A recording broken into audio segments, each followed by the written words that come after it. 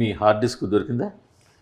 లేదు, దాంట్లో అవసరం లేదు కదా. లేదు, బ్యాకప్ ఉంది. ఓన్లీ ప్రాబ్లం ఏంటంటే పైరసీ అని మీరు పైరసీ అవుతుంది అన్న ఒకే ఒక రీజన్ తప్ప. బట్ ఇవాళ రోజుల్లో పైరసీ అయితే విత్ ఇన్ సెకండ్స్లో ఎక్కడి నుంచి పైరసీ అయింది అన్నది వచ్చేస్తుంది కదా. అది రిలీజ్ చేసే వాళ్ళకి తెలిస్తే చాలు. అది ఒకవేళ పైరేటెడ్గా రిలీజ్ చేయాలనుకున్న వాళ్ళకి కదా సార్ ఇవాళ ఇక్కడ. ఐ హోప్ అది 300 కోట్లు 400 కోట్లు పెట్టి ఒక సినిమా చేస్తే కీలకమైన విఎఫ్ఎక్స్ది ఒక కొరియర్లో పంపడం ఏంటి? సో అదేంటంటే the back story is bigger. అది ఓన్లీ మీ కొరియర్లో అది పోలీస్ కంప్లైంట్లో ఏముందో అది మీరు రాసుకున్నారు కానీ. So I tell you what exactly happen. Hive అన్న కంపెనీ ముందు ఆన్లైన్లో they sented to the DI studio. Okay, first pass పంపించినప్పుడు జిటర్స్ వచ్చాయి. సెకండ్ పాస్ పంపించినప్పుడు they were fine with it.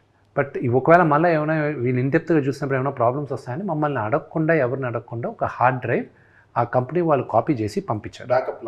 Backup లాగా పంపించింది ఏంటి, మా ఆఫీస్ అడ్రస్కి కూడా పంపలే. ఈ ఆఫీస్ అడ్రస్ జిఎస్టీ రిజిస్టర్డ్ అడ్రస్కి పంపించారు. జిఎస్టీ రిజిస్టర్డ్ అడ్రస్ ఏంటి, నాన్నగారు ఇల్లు ఫిలిం నగర్లో ఉండేది. అక్కడే మా అందరు కొరియర్లు వస్తే ఎవరెవరి ఇంట్లో నుంచి మేనేజర్లు వెళ్ళి తీసుకుంటారు అక్కడ.